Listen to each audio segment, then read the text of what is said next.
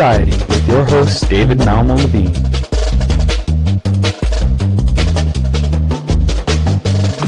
Hello and welcome to another edition of High Society.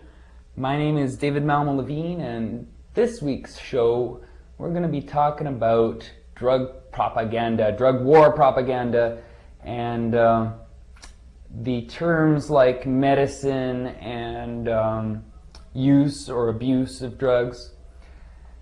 And I guess the reason I'm doing this is, because the words, like George Carlin says, quality of our thought comes from the quality of our language, and the words we use are important.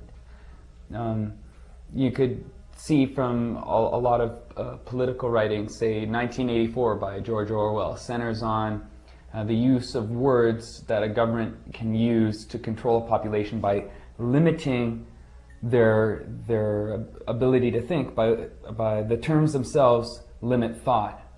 By not using terms and favoring others, they kind of shape and sculpt thought.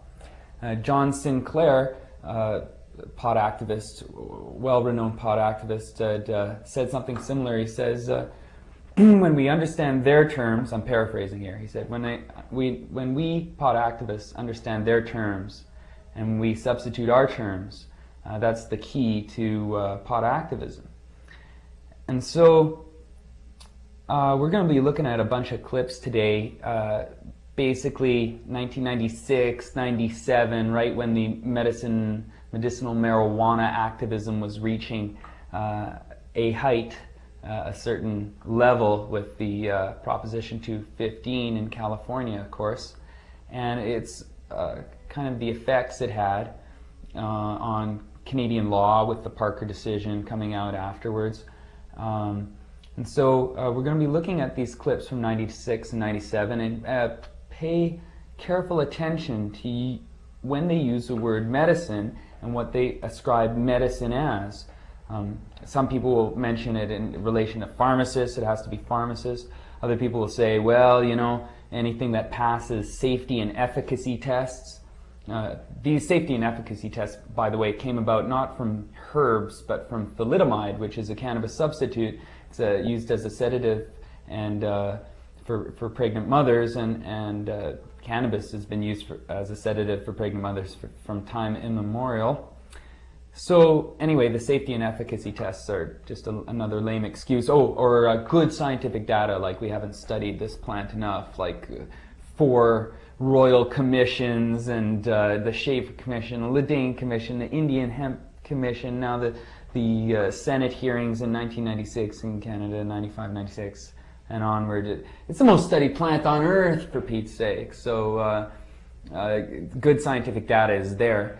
There's a lot of good scientific data that suggests that it's the chemical fertilizer, not the tobacco or the cannabis, that causes lung damage. But you can see that good scientific data can be selectively ignored when it suits the people in power, the monopolists and the war profiteers.